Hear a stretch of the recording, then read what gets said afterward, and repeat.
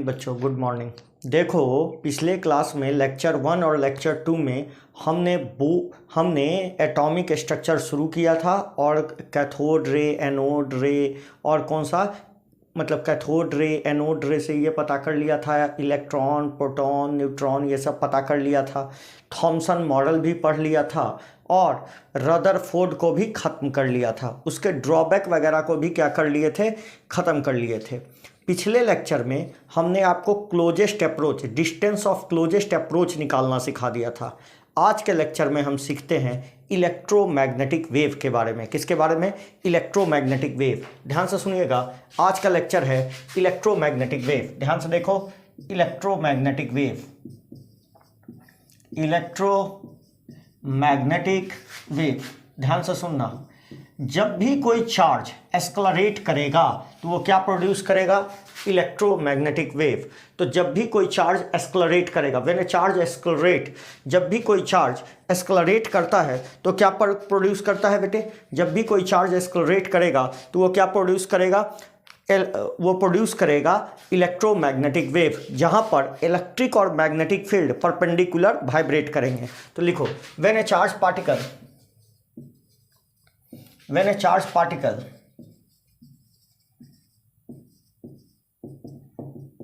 accelerate, it produce EM wave. वो energy निकालेगा और उसी एनर्जी को क्या कहते हैं? EM wave. जब भी एक चार्ज पार्टिकल एक्सलरेट करेगा तो वो क्या प्रोड्यूस करेगा? EM wave. ध्यान से सुनना, इलेक्ट्रोमैग्नेटिक वेव का ही शॉर्ट फॉर्म है इलेक्ट्रो EM वेव। ठीक है। इन EM वेव में क्या क्या होता है, ध्यान से समझना। EM वेव में पहला इलेक्ट्रिक फील्ड जिसको E से दिखा रहे हैं बेटा, वेक्टर क्वांटिटी है इसलिए एरो लगा देते हैं।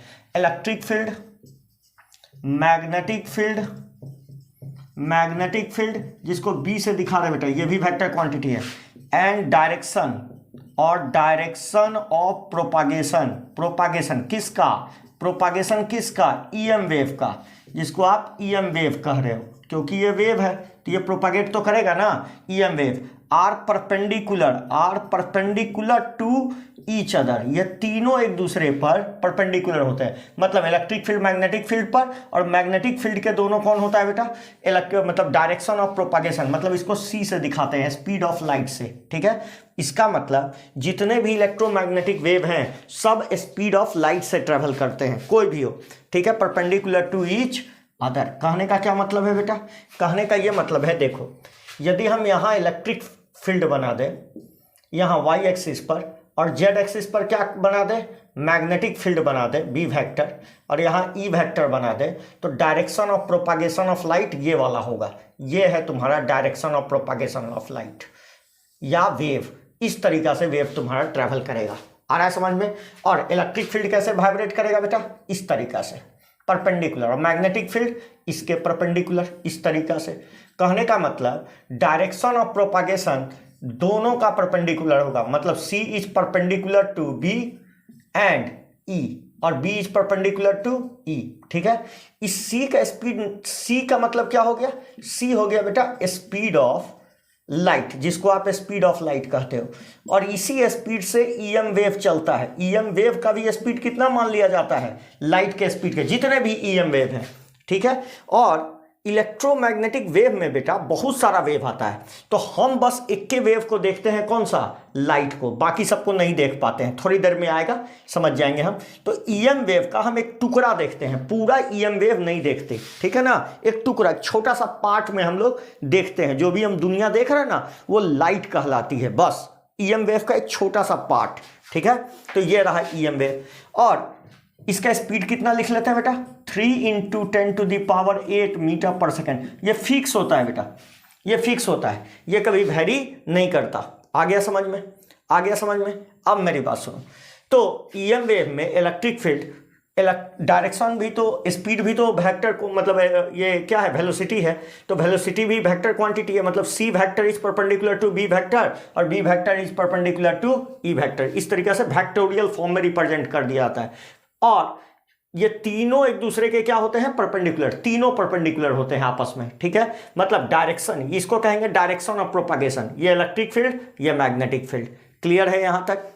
फिर से सुनो, ईएम वेव कब पैदा होगा? जब भी कोई चार्ज पार्टिकल एक्सेलरेट करेगा तो क्या प्रोड्यूस करेगा? EM wave. In EM wave electric field, magnetic field and direction of propagation perpendicular to each other, इस तरीका से। और सी क्या है? Speed of light. दूसरी बात हम कहें, इसके लिए no medium is required, no medium is required for propagation, इसके लिए कोई माध्यम की जरूरत नहीं होती। रिक्वायर्ड फॉर प्रोपागेशन, प्रोपागेशन, इसको चलने के लिए कोई माध्यम की जरूरत नहीं है। एग्जाम्पल जैसे सन, एग्जाम्पल क्या? सन से जो रोशनी आ रही है उसको चलने के लिए कोई माध्यम चाहिए क्या? बिल्कुल नहीं।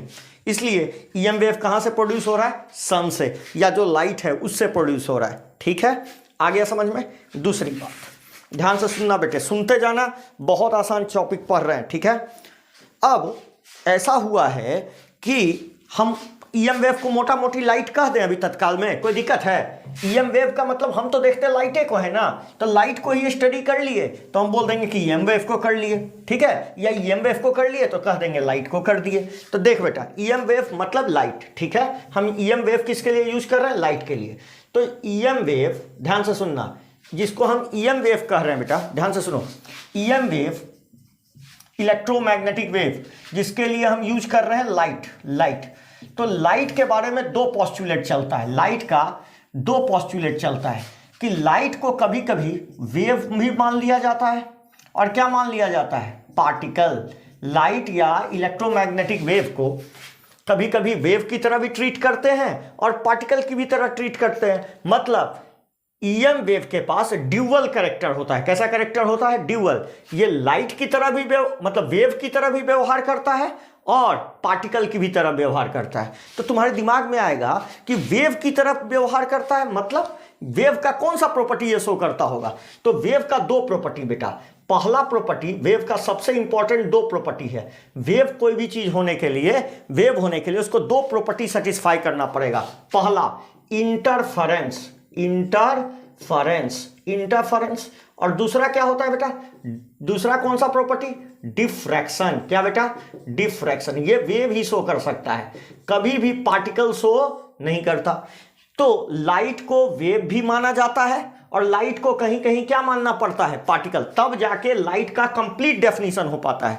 मतलब लाइट की प्रॉपर्टी को डील करने के लिए हमको इसको दोनों मानना पड़ेगा, ठीक है। मगर हाँ, एक समय में एक ही चीज मानिएगा, या तो पार्टिकल मानिएगा नहीं तो वेव मानिएगा।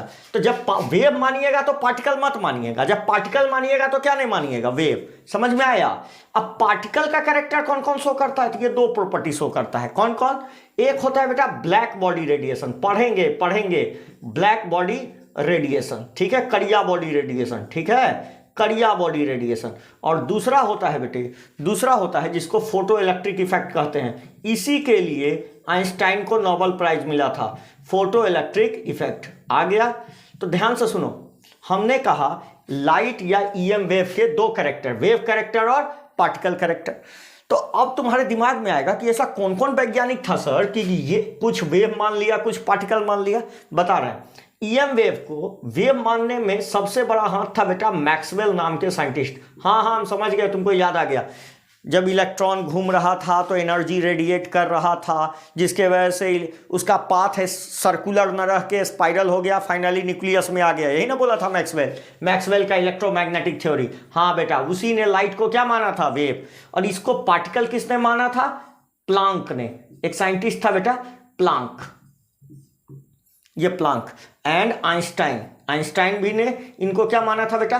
पार्टिकल माना था। दो साइंटिस्ट ने वेव किसने माना था? वेव माना किसने? मैक्सवेल ने। और पार्टिकल किसने माना? प्लैंक ने। अब पार्टिकल और वेव से क्या मतलब है? मान ले बेटा ये सोर्स है, तेरा सोर्स है और ये तेरा टारगेट है। तो दो वैज्ञानिक एक ही चीज को अलग अलग डील कर रहा है एक ही चीज, उसको डील करने का नजरिया अलग है। वैल्यू कैलकुलेशन भी करोगे तो हर चीज सेम आएगा, सिर्फ बताने का तरीका अलग है। एक बोलता है कि जैसे ये सन हो गया तुम्हारा, ये तुम हो गए, ठीक है। तो सन से रोशनी दो तरीका से आ सकती है। एक वैज्ञानिक कहता है कि इस तरीका से वेव के फॉर्म में आ रही है, कंटिन्यूअस आ रही है, इस तरीका से वेव के फॉर्म में, और वेव कंटिन्यूअस होता है भाई, ठीक है। दूसरा वैज्ञानिक कहता है नहीं, ये जो वेव पूरा का पूरा नहीं, छोटे छोटे टुकड़ों में आती है, इस तरीका के। तो ये जो छोटा वाला टुकड़ा वाला पाथ है, ये तो पार्टिकल नेचर को बता रहा है, क्योंकि ये डिसकंटिन्यूअस आ रहा है समझ में, ये पार्टिकल नेचर को सपोर्ट कर रहा है। और इसी को मैक्स प्लैंक ने सपोर्ट किया था, सॉरी मैक्स प्लैंक ने सपोर्ट किया था, इसको मैक्स प्लैंक ने सपोर्ट किया था। और ऊपर वाला थ्योरी किसने दिया था बेटा? ऊपर वाला थ्योरी मैक्सवेल ने दिया कि लाइट कंटिन्यूअस वेव की तरह आती है, ठीक है। अब देख, अब सबसे पहला हम देखते हैं वेव। लाइट को हम वेव मान के ट्रीट करते हैं। यदि हमने लाइट को वेव मान लिया तो वेव की कुछ जनरल प्रॉपर्टी होती है ना, जैसे वेवलेंथ, फ्रीक्वेंसी, स्पीड, और क्या बेटा, फ्रीक्वेंसी, वेव नंबर। तो इन सभी को डील कर लेते हैं, ठीक है। आओ जल्दी जल्दी डील कर लेते हैं, ये तो बच्चा में भी पढ़े हैं, यहां भी डील कर लेते हैं। आओ, यदि हम बात करें जनरल प्रॉपर्टी ऑफ वेव, मतलब हम अभी ईएम वेव या लाइट को क्या मान के चल रहे हैं बेटा? ईएम वेव या लाइट को क्या मान के चल रहे हैं? वेव। तो general character of wave, general characteristic of wave, क्या क्या होता है जनरल कैरेक्टरिस्टिक ऑफ वेव? बताइए। पहला क्या होता है? पहला होता है बेटा वेवलेंथ। क्या होता है? वेवलेंथ। सबको पता है वेवलेंथ क्या होता है, ठीक है। लैम्डा से दिखाते हैं। क्या होता है? Distance between two nearest crust मतलब मीन पोजीशन से ऊपर वाला बता रहे हैं। क्रस्ट एंड ट्रफ दोनों ले सकते हो।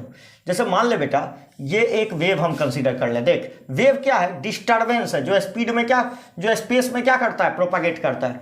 आ रहा है समझ में? तो ये एक वेव है बेटा, देख ले, ये वेव है जो इधर की ओर ट्रैवल कर रहा है, ये वेव है, और ये इधर की ओर क्या कर रहा है? ट्रैवल कर रहा है, ठीक है। मान लेते हैं अभी v स्पीड से चल रहा है। कितने के स्पीड से चल रहा है? v, ठीक है। तो हम बोल रहे हैं ना बेटा, दो नियरेस्ट क्रस्ट या दो नियरेस्ट ट्रफ के बीच की दूरी। तो ये देखो, ऊपर वाला क्रस्ट कहलाता है।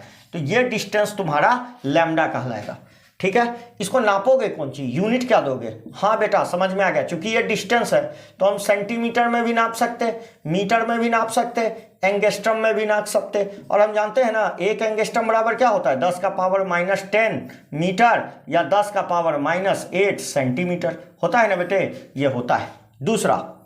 दूसरा हम ये देख रहे हैं कि ये इस पोजीशन को मीन पोजीशन कहते हैं। कौन सा पोजीशन कहते हैं बेटा? Mean position.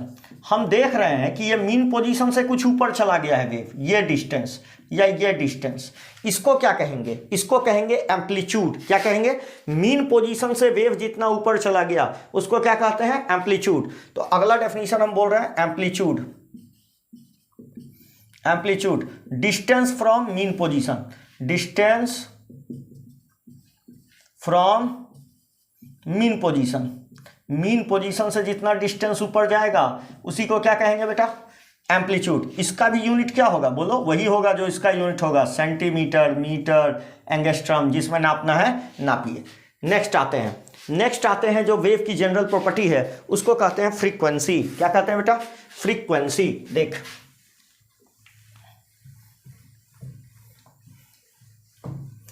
उसको कहते हैं फ्रीक्वेंसी। ध्यान से देख, थर्ड जो पॉइंट है उसको कहते हैं फ्रीक्वेंसी। अगली बात को हम कहते हैं फ्रीक्वेंसी। क्या कहते हैं बेटा? फ्रीक्वेंसी। इसको न्यू से दिखाते हैं इस तरीका से, न्यू। कुछ किताब एफ से भी दिखाता है या फिर एफ से भी दिखा दिया जाता है इस तरीका से। फ्रीक्वेंसी क्या होता है? फ्रीक्वेंसी होता है कि एक पॉइंट से कितना वेव गुजर गया पर सेकंड। एक सेकंड देखे, घड़ी का एक टाइम मतलब एक सेकंड हुआ, कितना वेव पास कर गया उस पॉइंट को, उसी को क्या कहेंगे? फ्रीक्वेंसी। तो बोलेंगे ना नंबर ऑफ वेव, क्या बोलेंगे? Number of wave passing through a point in 1 second, 1 second में जितना एक पॉइंट से जितना वेव पास कर गया उसी को फ्रीक्वेंसी कहेंगे। और फ्रीक्वेंसी इक्वल टू क्या लिखते हैं, 1 टाइम पीरियड। क्या लिखते हैं बेटा फॉर्मूला, 1/t। तो यूनिट क्या हो जाएगा जल्दी बता दे, यूनिट हो जाएगा टाइम का यूनिट सेकंड, तो सेकंड -1। इसी को हर्ज लिख देते हैं बेटा, HZ को क्या पढ़ते हैं, HZ को पढ़ते हैं हर्ज, HERTZ हर्ज। आगे समझ में, ये वैज्ञानिक के नाम से है हर्ज। ठीक है, क्लियर हुआ। अब देख, यदि कोई वेव चल रहा है तो वेव चल रहा है तो ये डिस्टेंस है, मान लेते हैं v स्पीड से चला तो t टाइम में कितना दूरी चल जाएगा बोलो, लैम्डा बराबर vt, नहीं चल जाएगा v इंटू टी। और t बराबर क्या लिख सकते हैं, 1/ν लिख सकते हैं, t बराबर 1/ν। तो लैम्डा बराबर क्या लिख सकते हैं, v/ν, या न्यू बराबर हम क्या लिख लेते हैं, v/λ। क्या लिख लेते हैं, इसको इधर ले आए बेटा, इसको इधर ले आए, ये फार्मूला देखो। और यदि हम इस फार्मूले में बोलें कि हम बात कर लें इलेक्ट्रोमैग्नेटिक वेव की, किसकी बात कर ले बेटा, ईएम वेव की। कौन सा वेव, ईएम वेव। तो ईएम वेव की क्या खूबी होती है, कोई बताएगा, ईएम वेव की क्या खूबी होती है, हाँ जी, v किसके बराबर हो जाता है, c। मतलब ये कितने के स्पीड से चलता है, स्पीड ऑफ लाइट से चलता है। यदि इस फार्मूला में v को मिटा के क्या लिख दें, c, तो ईएम वेव का क्या फार्मूला आ जाएगा, न्यू बराबर c/λ। हाँ जी, न्यू बराबर c/λ। इसका मतलब c तो कांस्टेंट है, ध्यान से देखो, c क्या है, कांस्टेंट। c यदि कांस्टेंट है मतलब न्यू किसका इन्वर्सली प्रोपोर्शनल है, 1/λ का। मतलब न्यू यदि हमने लैम्डा बढ़ा दिया तो न्यू क्या हो गया, कम हो जाएगा। और लैम्डा कम करेंगे तो न्यू क्या हो जाएगा, लैम्डा कम करेंगे तो न्यू क्या हो जाएगा, बढ़ जाएगा। याद रखिएगा, ठीक है, क्लियर हो गया। अब लास्ट जो कैरेक्टरिस्टिक ऑफ वेव में आता है उसको कहते हैं वेव नंबर। क्या कहते हैं बेटा, वेव नंबर। आइए जरा देखते हैं wave number.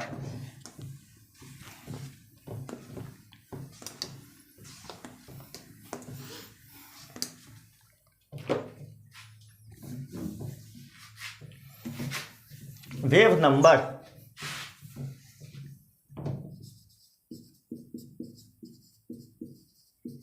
Wave number v बार कैसे दिखाते हैं बेटा, चौथा क्या होता है, वेव नंबर, इसको v बार से दिखाते हैं। क्या होता है कि एक यूनिट लेंथ में कितना वेव है, कितना वेवलेंथ है, एक यूनिट लेंथ में कितना वेवलेंथ है, उसी को वेव नंबर कहा जाता है। तो क्या बोलेंगे, number of wavelength per unit length, number of wavelength per unit length. तो एक यूनिट लेंथ में कितना वेवलेंथ है, या पर सेंटीमीटर भी बोल सकते हो, ठीक है। तो हम यही लिख लेते हैं पर यूनिट लेंथ। तो v बार इक्वल टू क्या लिख ले बेटा, 1/λ। यूनिट क्या हो जाएगा बता सकते हो, हाँ जी, क्यों नहीं बता सकते।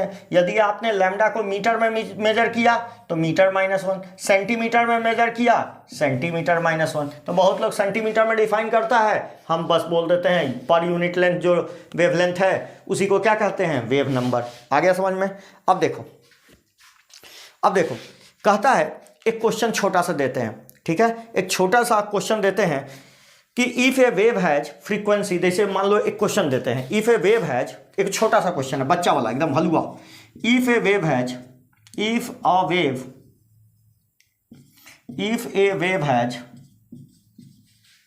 Frequency frequency 10 angstrom, find lambda wavelength. निकल जाएगा, बोलो ना, इससे हल्का सवाल क्या होगा, वेवलेंथ और फ्रीक्वेंसी में क्या संबंध बताया गया है इलेक्ट्रोमैग्नेटिक वेव का, ईएम वेव है बेटा, EM wave. If an EM wave, एक ईएम वेव का फ्रीक्वेंसी इतना है तो फाइंड वेवलेंथ। ईएम वेव बराबर फॉर्मूला इक्वल टू क्या लिखते हैं, c/λ।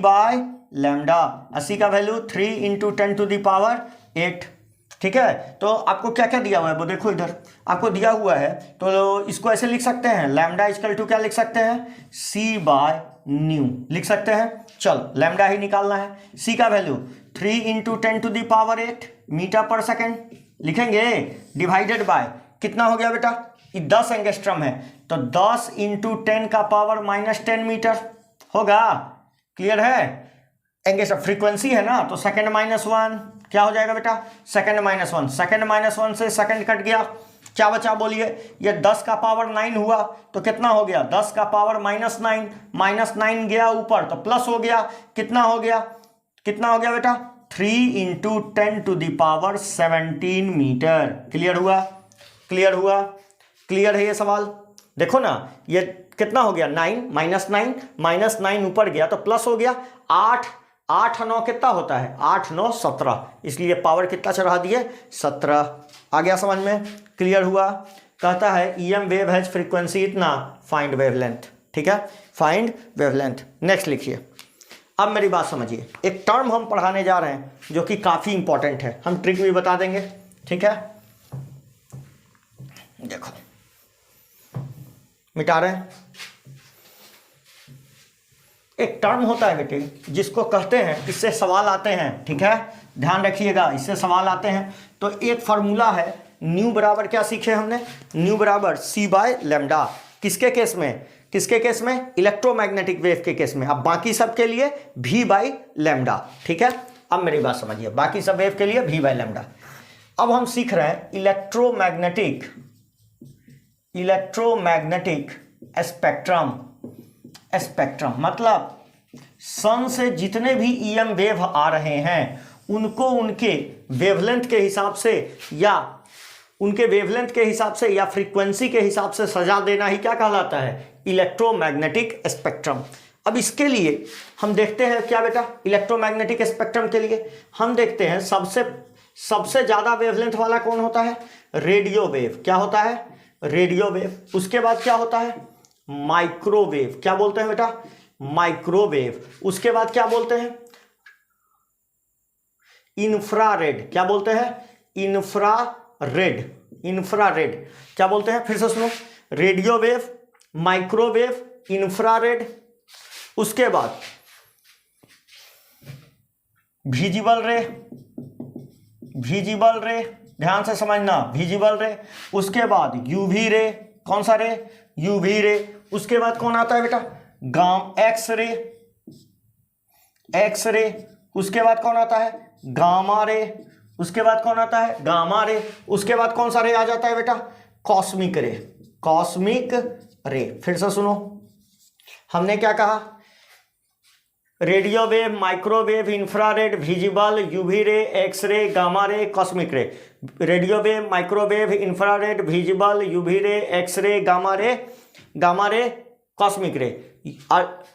तो ये इनके वेवलेंथ के हिसाब से सजाया गया है। यदि हम इधर से इधर जाएं बेटा, इधर से इधर जाएं तो लैम्डा बढ़ जाता है, फ्रीक्वेंसी मतलब वेवलेंथ क्या होता है, बढ़ता है। तुम ही जानते हो यदि वेवलेंथ बढ़ेगा तो फ्रीक्वेंसी क्या होगी बेटा, फ्रीक्वेंसी कम हो जाएगी। और अब ये बता देते हैं यदि फ्रीक्वेंसी कम होगी ना तो एनर्जी भी क्या हो जाएगी, कम हो जाएगी। मतलब सबसे कम एनर्जी किसका होता है, रेडियो वेव का, और सबसे ज्यादा एनर्जी कौन सा होता है, कॉस्मिक वेव का। भगवान के पीछे देखे हो ना, लाइट वाइट चमकता है, भगवान का फोटो जो देखते हो वो सब क्या है, जिसे लोग कहते हैं ना कि हमको बहुत दिव्य फील हो रहा है, वो सब कॉस्मिक वेव होते हैं, कॉस्मिक रे। भगवान के पीछे भी देखना, जब यूनिवर्स का फोटो वोटो देख रहे होगे यूनिवर्स का, तो उसमें कॉस्मिक रे ही दिखाई देता है। या वो जो देखे थे ना महाभारत में, मैं समय हूँ, तो वो वाला भी कौन था, कॉस्मिक रे ही था। आओ इधर, अब हम बात करते हैं रेडियो वेव की। कौन सी वेव की बात करते हैं, रेडियो वेव। ध्यान से समझना, रेडियो वेव का यूज हम लोग कम्युनिकेशन में करते हैं, वो जो टेलीफोनिक कम्युनिकेशन में करते हैं। माइक्रोवेव से तो खाना बना लेते हैं बेटा। इंफ्रारेड हमारे मोबाइल टॉर्च में लगा होता है, इंफ्रारेड से ही हम अपने मोबाइल का स्क्रीन टच यूज करते हैं। इंफ्रारेड मतलब हमारे हाथ से इंफ्रारेड रेडिएशन निकलता है। विजिबल रे, यही तो ये सारे इलेक्ट्रोमैग्नेटिक वेव में हम सिर्फ और सिर्फ किसको देखते हैं, विजिबल रे को। विजिबल रे का मतलब सिंपली लाइट, विजिबल रे का मतलब सिंपली लाइट, इसी को लाइट बोलते हैं। और ये कहां से कहां तक फैला होता है, सब जानता है, VIBGYO और R तक, विबजियोर तक, जहां R स्टैंड फॉर रेड है और V स्टैंड फॉर वॉयलेट है। ठीक है, इसका वेवलेंथ 3800 एंगस्ट्रॉम ले लिया जाता है, और 3600 एंगस्ट्रॉम ले लो, ज्यादा अच्छा रहेगा, 3600 एंगस्ट्रॉम। और इसका ले लो कितना बेटा, 7600 एंगस्ट्रॉम। इसका ले लो 7800 एंगस्ट्रॉम। उल्टा हो गया क्या, हाँ इसको 3800 ले लो, 3800 ले लो और इसको 7600 एंगस्ट्रम ले लो, 7600 एंगस्ट्रम के आसपास। ठीक है, तो देख रहे हो इधर से इधर जाने पर वेवलेंथ क्या हो रहा है, बढ़ रहा है। यहां भी इधर से इधर आओगे तो वेवलेंथ क्या होगा, बढ़ेगा, बढ़ेगा, वेवलेंथ क्या हो जाएगा, बढ़ जाएगा, नहीं बढ़ रहा है। यही कारण है कि रेड लाइट का यूज सिग्नल वगैरह में किया जाता है। दूर से ही क्या मारता है, दूर से ही दिख जाता है। सन डूबने और उगने समय कैसा दिखाई देता है, रेड, क्योंकि इसका वेवलेंथ बहुत ज्यादा है, बहुत दूर तक ट्रेवल करता है। दूसरी बात, यदि दूर तक ट्रेवल करेगा तो इसका स्कैटरिंग कम होगा, स्कैटरिंग कम होगा तो दूर से दिख जाएगा। अच्छा, दूसरी बात, हमारा आंख सबसे ज्यादा सेंसिटिव ग्रीन येलो रीजन में होता है, ग्रीन येलो, इसलिए डॉक्टर का कटन्स जो होता है वो कैसा होता है, ग्रीन। आ गया समझ में, ये सब हम बात बता दिए। जितने भी इलेक्ट्रोमैग्नेटिक वेव होते हैं सब कितने के स्पीड से चलते हैं, स्पीड ऑफ लाइट। ये सारे इलेक्ट्रोमैग्नेटिक वेव कितने के स्पीड से चल रहे हैं, स्पीड ऑफ लाइट से। तो हमने रेडियो वेव बोला कम्युनिकेशन में यूज होता है, माइक्रोवेव मुर्गा पकाने में, ठीक है, खाना वाना पकाने में यूज कर रहे हैं आजकल, कीटाणुनाशक में माइक्रोवेव, ठीक है, माइक्रोवेव से खाना पका लेते हैं, ठीक है। इंफ्रारेड, टॉर्च, मोबाइल जो टच कर रहा है, टॉर्च में भी होता है बेटा, बहुत सारा टॉर्च में। इंफ्रारेड कैमरा भी होता है, देखिए ना। विजिबल रे तो हम देख ही रहे हैं, इतने के बीच में ही हम देखते हैं, वॉयलेट से लेके रेड, इन्हीं के बीच में देखते हैं। अगला बात, UV ray, UV ray visible रे से कम वाला रेडिएशन कहलाता है, इसका वेवलेंथ विजिबल रे से कम होता है। और जितनी मधुमक्खियां वगैरह होती है ना बेटा, वो सब कौन सा रेडिएशन देखती है, यूवी रे, अल्ट्रावायलेट रे, ठीक है। अल्ट्रावायलेट रे से ही पैसा चेक किया जाता है, जो पैसा में जाली वगैरह आता है ना, पैसा जाली हो गया तो उसमें अल्ट्रावायलेट रे मार के देखा जाता है कि वो पैसा सही है या गलत है। दूसरा देखिए एक्सरे, एक्सरे तो करवेबे करते हैं, छाती वाती का कभी कभी हड्डी फड्डी टूट जाता है तो। Gamma ray, gamma ray radio active DK में निकलता है, रेडियो एक्टिव डीके में कौन सा रे निकलता है, गामा रे। और लास्ट में क्या हो जाता है बेटा, कॉस्मिक रे, भगवान के पीछे जो रोशनी चमकता है वो सब कौन सा रे है, कॉस्मिक रे। तो सबसे ज्यादा एनर्जी वाला कौन है, रे, सबसे ज्यादा एनर्जी वाला कौन है, कॉस्मिक रे। और सबसे कम एनर्जी वाला कौन है, रेडियो वेव। यही माना जाता है बेटे, क्योंकि कॉस्मिक रे का एनर्जी बहुत ज़्यादा है, तो कॉस्मिक रे ही जब टकराती होगी तो कोई ना कोई मास में परिवर्तित हो जाती होगी और अलग अलग सॉलिड ऑब्जेक्ट का फॉर्मेशन होता है। इसका मतलब कॉस्मिक रे से ही क्या बन सकता है, मैटर बन सकता है। कॉस्मिक रे ही टकरा के क्या बनाती होगी, मैटर। और इसी का एक्सपेरिमेंट अभी चल रहा है, यही साबित करना है कि मैटर भी, वेव भी किसमें परिवर्तित हो जा सकता है, मास में परिवर्तित हो जाता है। अभी तक हम इसको प्रूव नहीं कर पाए हैं, ठीक है। जिस दिन प्रूव कर लिए तो E बराबर mc² 100% वैलिड हो जाएगा। अभी तक हम बस ये जानते हैं कि एनर्जी को किसमें, मैटर को किसमें 100% कन्वर्ट किया जा सकता है, एनर्जी में, मगर एनर्जी को 100% मैटर में कन्वर्ट करना अभी हमको आया नहीं है। कुछ दिनों में आ जाएगा, जिस दिन ये प्रूव हो जाएगा। इसके लिए बहुत जोर शोर से दुनिया के वैज्ञानिक लगे हुए हैं ताकि ये एक्सपेरिमेंट पूरा किया जा सके और इसको साबित किया जा सके। इतना समझ में आ गया।